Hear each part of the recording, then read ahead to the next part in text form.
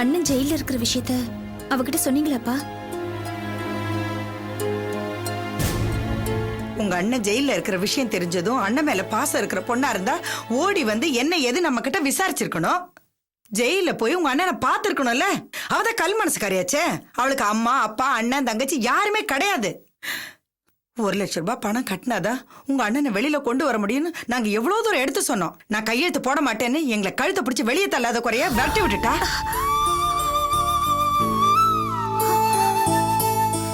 இத்தனை நாளா நம்ம எல்லாரையும் விட்டு பிரிஞ்சிருக்காளே, கொஞ்சமாச்சும் மாறி இருப்பான்னு நினைச்சேன். அவ மாறவே இல்லம்மா. கொஞ்சம் கூட அவ மாறவே இல்லை. அதே திமிரு, அதே ஆணவம், கர்வம் எல்லாம் அப்படியே இருக்கு.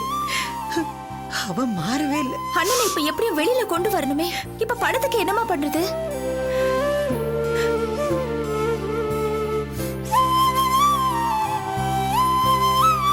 நான் ஏதாவது ஏற்பாடு பண்றேம்மா, நீ கவலைப்படாத. ஆமா, உங்க அண்ணி எங்க? அவங்களும் பணத்துக்காக தான் அலைஞ்சிட்டு இருக்காங்க. எங்கேயோ வெளியே போயிருக்காங்க. உன் கல்யாணத்தை நல்லபடியா நடத்தணும்னுதான் இத்தனை நாள் அவனுக்கு இருந்த நல்ல பேரை கெடுத்துக்கிட்டு இப்ப அவன் ஜெயில போயிருக்கான். அதுக்கேத்த மாதிரி சம்பந்தியமாவும் முதல்ல உங்க பையனை வெளியில கொண்டு வாங்க, அதுக்கப்புறம் இந்த கல்யாணத்தை பத்தி பேசிக்கலாம்னு சொல்லிட்டு போயிட்டாங்க. ஏற்கனவே இந்த கல்யாணம் நடக்காதுன்னு சொன்னவங்க அதையே சாக்க வச்சுக்கிட்டு இந்த கல்யாணம் வேண்டான்னு சொல்லிட்டாங்கன்னா அப்படிலாம் ஒண்ணும் நடக்காது சிவகாமி, தைரியமா இரு. எப்படிங்க தைரியமா இருக்க முடியும்? தங்கச்சி கல்யாணத்துக்காக பழிய சுமந்துக்கிட்டு நம்ம பிள்ளை ஜெயில இருக்கானேங்க. அவனை வெளியில கொண்டு வரதுக்கே பணத்தை பற்ற முடியாம நம்ம திண்டாடிட்டு இருக்கோம். இந்த நேரத்துல அர்ச்சனா கல்யாணம் நடக்காம போயிடுச்சுன்னா நாம என்னங்க பண்றது? அம்மா, என் கல்யாண பிரச்சனையை அப்புறமா பாத்துக்கலாம். முதல்ல அண்ணனை வெளியில கொண்டு வரதுக்கான வழியை பாருங்க. அப்படிலாம் பேசாதம்மா. எனக்கு உன் கல்யாணமும் முக்கியம், அண்ணனும் முக்கியம். ஆமாங்க, வேலையா நீங்க சம்பந்திமா வீட்டுக்கு போய் அவங்க கிட்ட பேசுங்க. மேற்கொண்டு ஆக வேண்டிய விஷயத்த பத்தி எல்லாம் சொல்லுங்க. அந்த அம்மா கோவத்துல கொஞ்சம் சத்தம் போட்டு பேசினா கூட அதையெல்லாம் பொருட்படுத்தாதீங்க. பொண்ணு பெத்தவங்க நாம தான் பணிஞ்சு போகணும். எப்படியா இந்த கல்யாணத்தை நடத்திடணும். நடக்கலன்னு வச்சுக்கோங்க, நம்ம புள்ளப்பட்ட அவமானத்துக்கு அர்த்தமே இல்லாம போயிடுங்க. சிவகாமி, நான் சம்பந்தி அம்மா வீட்டுக்கு போயிட்டு கல்யாணத்தை பத்தி பேசிட்டு அப்படியே என் ஃப்ரெண்டு ஒருத்தன் இருக்கான், அவங்கிட்ட பண விஷயமா பேசிட்டு வரேன். நீ கவலைப்படாம நிம்மதியா இரு.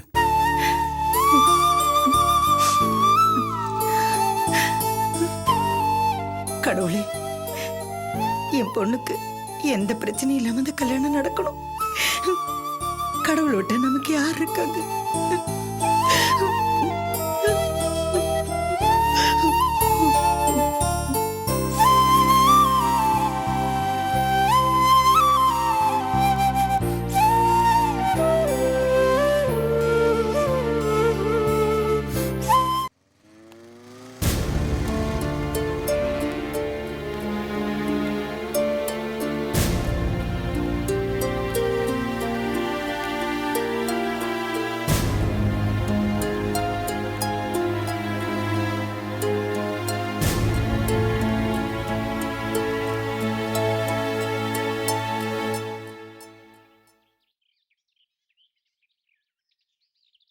சம்பந்தியம்மா, சம்பந்தியம்மா,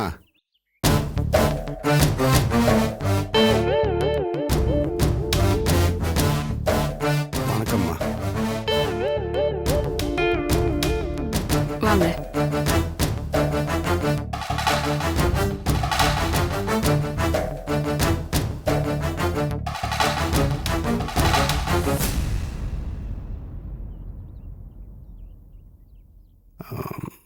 அன்னைக்கு நீங்கள் முதல்ல உங்கள் பையன் விஷயத்தை கவனிங்க, அதுக்கப்புறமா கல்யாண விஷயத்தை பற்றி பேசிக்கலான்னு சொன்னீங்க.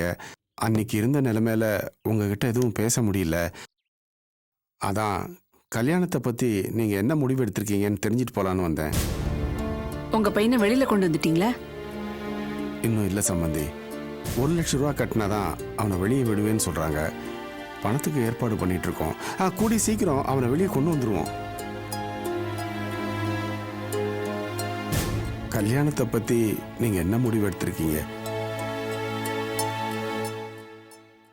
இந்த மாதிரி சூழ்நிலையில எல்லாரும் என்ன முடிவு எடுப்பாங்களோ அந்த முடிவை தான் நானும் எடுத்திருக்கேன். தயவு செஞ்சு அப்படி சொல்லாதீங்க சம்பந்தி. சந்தர்ப்பமும் சூழ்நிலையும் தான் ஒருத்தனை நல்லவனாகவும் காட்டும் கெட்டவனாகவும் காட்டும். எதா இருந்தாலும் தீர விசாரிச்சு தான் நாம் ஒரு முடிவு எடுக்கணும். நடந்து போன அசம்பாவிதத்தை காரணம் காட்டி தயவு செஞ்சு இந்த கல்யாணத்தை நிறுத்திடாதீங்க. உங்களுக்கு கோடி புண்ணியமாகட்டும். புண்ணியம் கிடைச்சி என்னங்க பிரயோஜனம்? புண்ணியத்தோட சேர்ந்து எங்களுக்கு அவமானமும் இல்ல கிடைக்கும். நாளைக்கு எங்க சொந்த பந்தம் எல்லாம் உங்க பிள்ளைக்கு இப்படி ஒரு திருட்டு சம்பந்தம் தானா கிடைச்சதுன்னு எங்களைத்தானே கேவலமா பேசும். அதனால மேற்கொண்டு பேசாம இந்த சம்பந்தத்தை முறிச்சுக்கலாங்க. ஐயோ சம்பந்தியமா, தயவு செஞ்சு இந்த கல்யாணத்தை நிறுத்திடலான்னு மட்டும் சொல்லிடாதீங்க. இந்த கல்யாணம் நடக்கணுங்கிறதுக்காக நான் பட்ட கஷ்டம் கொஞ்சம் நஞ்சம் இல்லைம்மா. என்னுடைய இத்தனை வருஷ தாம்பத்தியத்தில் என் பொண்டாட்டிக்கிட்ட இது வரைக்கும் எதையுமே மறைச்சது கிடையாது. உங்க பையன் மெக்கானிக்குங்கிற உண்மையை மறைச்சு இந்த கல்யாணத்துக்கு நான் ஒத்துக்கிட்டேன்னா அதுக்கு ஒரே காரணம் என் பொண்ணோட வாழ்க்கை நல்லபடியா அமையணுங்கிறதுக்காகத்தாம்மா. தயவு செஞ்சு இந்த கல்யாணத்தை நிறுத்திடலான்னு மட்டும் சொல்லிடாதீங்க. என் பொண்ணும் என் பொண்டாட்டியும் சுத்தமா நொறுங்கி போயிடுவாங்கம்மா. சரிங்க, நீங்க உங்க குடும்பத்தை பத்தியே கவலைப்படுறீங்களே தவிர எங்க குடும்ப நிலைமை யோசிக்க மாட்டேங்கிறீங்களே. எங்க சொந்தத்திலேயே 45 பவுன் நகை போட்டு பொண்ணு கொடுக்க ஆள் இருந்துச்சு. அதை விட்டுட்டு தான் நாங்க உங்க குடும்பத்துல சம்பந்தம் வச்சுக்கிட்டோம். நாளைக்கு உங்க பையன் திருடிட்டு ஜெயிலுக்கு போன விஷயம் எங்க சொந்த பந்தங்களுக்கு தெரிஞ்சு அப்படி என்ன அவசியம் இப்படி ஒரு திருட்டு குடும்பத்துல பொண்ணு எடுக்கணுமான்னு கேள்வி கேட்டா என் முகத்தை நான் எங்க கொண்டு போய் வச்சுக்கிறது? சம்மதியம்மா, நீங்க நினைக்கிற மாதிரி என் பையன் திருடன் இல்லை. அவன் ஆபீஸ்ல பணம் எடுத்தது கூட எந்த தப்பான நோக்கத்தோடையும் இல்லை. அவன் ஃப்ரெண்டு ஒருத்தன் 10 நாள்ல பணம் கொடுக்குறேன்னு சொல்லியிருந்தான். பைத்தியக்கார பையன் அதை நம்பி ஆபீஸ் பணத்தை எடுத்துட்டான். அந்த ஃப்ரெண்டு கடைசி நேரத்தில் கை விரிச்சதுனால என் பையன் மாட்டிக்கிட்டு ஜெயிலுக்கு போக வேண்டியதாக போச்சு.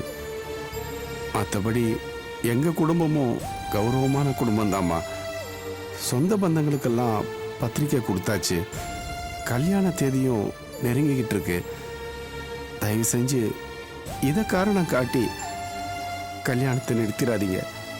மேற்கொண்டு ஆக வேண்டியதை சொல்லுங்க. சரிங்க, வயசுல பெரியவர் நீங்க, இவ்வளவு தூரம் பேசுறீங்க. எனக்கும் மனசாட்சி இருக்கு. எங்க வீட்லயும் கல்யாண வயசுல ஒரு பொண்ணு இருக்குல்ல. நாளைக்கு எங்களுக்கும் இப்படி ஒரு சம்பவம் நடந்துச்சுன்னா நாங்களும் சமாளிச்சு தானே ஆகணும். அதனால நீங்க கேட்டுக்கிட்ட மாதிரி இந்த கல்யாணத்துக்கு நான் சம்மதிக்கிறேன். ரொம்ப சந்தோஷம் சம்மந்தியம்மா. அதுக்கு நீங்க முதல்ல 2 விஷயம் செய்யணும். சொல்லுங்க. ஒண்ணு, நீங்க எங்களுக்கு போடுறேன்னு ஒத்துக்கிட்ட 45 பவுன் நகைய அப்படியே போட்டுடணும். நாளைக்கு பையன் ஜெயிலுக்கு போயிட்டான், அவனை வெளியே எடுக்கிறதுக்கு காசு செலவாயிடுச்சு, அதனால 5 பவுன் கம்மியா இருக்கு, 2 பவுன் கம்மியா இருக்கு, 1 வாரத்துல போடுறேன் 10 நாள்ல போடுறேன்னு சொல்ற வேலையே இருக்கக்கூடாது.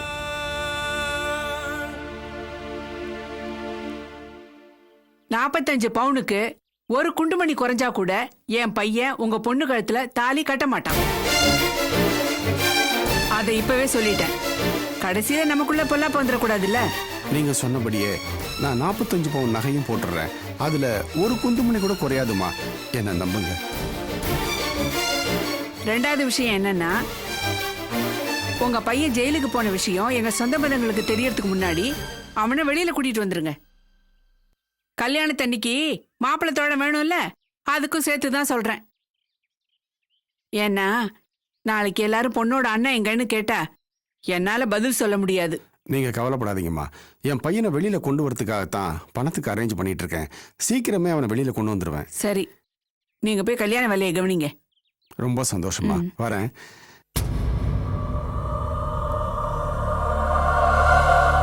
மா, நீ சரியான புரியாத புதிராவே இருக்கமா. என்னால உன்னை புரிஞ்சுக்கவே முடியல. முதல்ல திருடன்னு சொல்லி கல்யாணமே வேண்டான்னு சொன்ன. அப்புறம் மனசாச்சு மண்ணாங்கட்டின்னு தேவையில்லாத சென்டிமெண்ட்லாம் பேசி கல்யாணத்துக்கு ஒத்துக்கிட்ட. இதெல்லாம் என்ன ஐடியால பண்ற? டேய் வாசு, இதெல்லாம் உனக்கு புரியாது. உங்க அம்மா எதை செஞ்சாலும் அதுல ஒரு காரணம் இருக்கு. அதுதான் என்னன்னு கேக்குறேன், சொல்லு. நாம மாப்பிள்ளை வீட்டுக்காரங்கடா. பொண்ணு வீட்டுக்காரங்களை எப்பவும் பயமுறுத்தி நம்ம கண்ட்ரோல்லயே வச்சுக்கணும். அப்பதான் அவங்களுக்கு நம்ம கிட்ட ஒரு பயம் இருக்கும். வரப்போற மருமகளையும் இதையே சொல்லி மிரட்டி சீர் சனத்தி வாங்கிட்டு வர சொல்லலாம்ல. அதுக்காகத்தான் இப்படி ஒரு கண்டிஷன் போட்டு இந்த கல்யாணத்துக்கு சம்மதிச்சேன். அம்மா நீ சாதாரண கில்லாடி இல்லம்மா, ஜகஜால கில்லாடி. என்ன பண்றது, வர்றவளோ வேலைக்கு போற கறவை மாடா இருந்தா அப்பப்ப கறந்துக்கலாம். ம், இவ்வளோ காஞ்ச மாடு, அதனாலதான் நகை போட்டு பொதி மாடா வரட்டுமேனு அப்படி கேட்டேன். ம். அண்ணன் வெறும் மெக்கானிக்கா இருக்கும்போது 45 பவுன் கேட்டு இந்த பாடுபடுத்துற. இதே அண்ணன் உண்மையிலேயே மெக்கானிக்கல் இன்ஜினியர் படிச்சிருந்தான்னு வச்சுக்கோ, நீ எங்கேயோ போயிருப்பமா. போட. இருந்தாலும் 45 பவுன் கம்மியோ, இன்னும் எக்ஸ்ட்ரா பிட்டு போட்டு 10 பவுன் அதிகமா கேட்டிருக்கலாம்ல.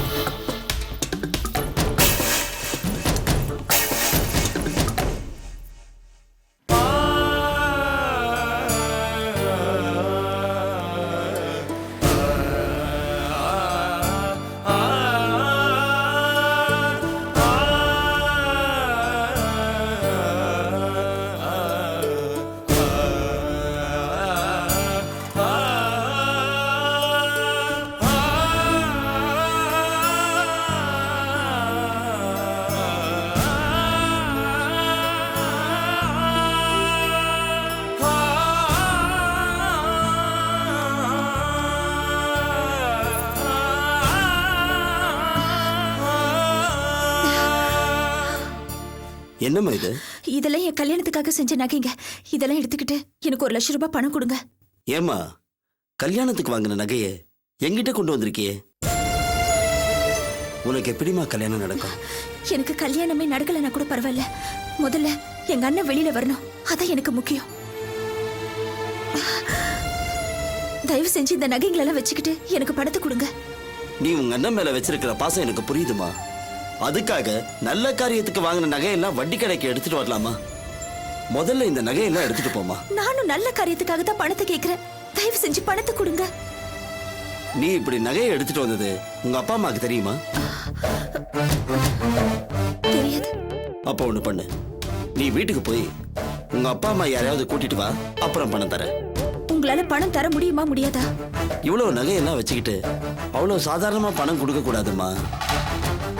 பெரிய தொகை இல்லையா, போய் பெரியவங்க யாரையாவது கூட்டிட்டு வா. ஐயோ, அவங்க எல்லாம் வர மாட்டாங்க. சரி வேணாம், எனக்கு இந்த கடை இல்லைன்னா வேற கடை.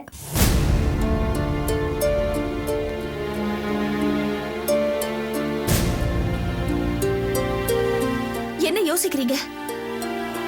சரி, நான் வேற எங்கேயாவது பாத்துக்கிறேன். இருமா ஏமா இவ்வளவு பிடிவாதமா இருக்க? நீ வேற எங்கேயும் போக வேண்டாம், நானே உனக்கு பணம் கொடுக்குறேன். உன் பேரு அட்ரஸ் எல்லாம் எழுதி கையெழுத்து போடு.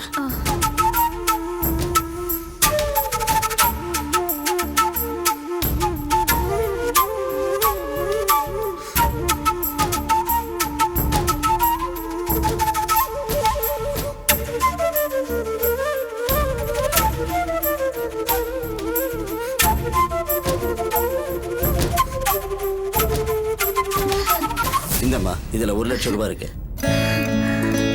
ரொம்ப நன்றிங்க. நான் வரேன். சரிம்மா.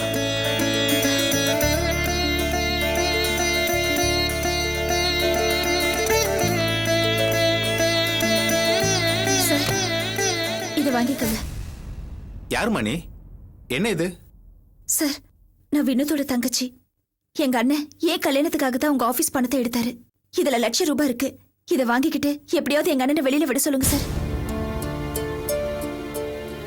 என்ன சார் யோசிக்கிறீங்க?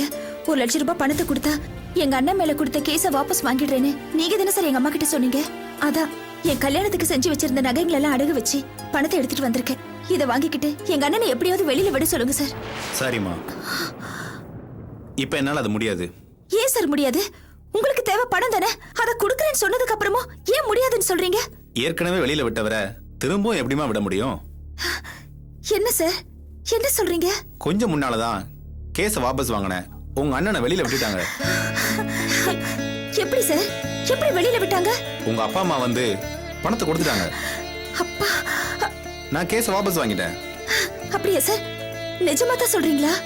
ஆமாமா, நீ வீட்டுல போய் பாரு, உங்க அண்ணன் வீட்டுல இருப்பாரு. ரொம்ப நன்றி சார். அப்ப நான் கிளம்புறேன். வாமா.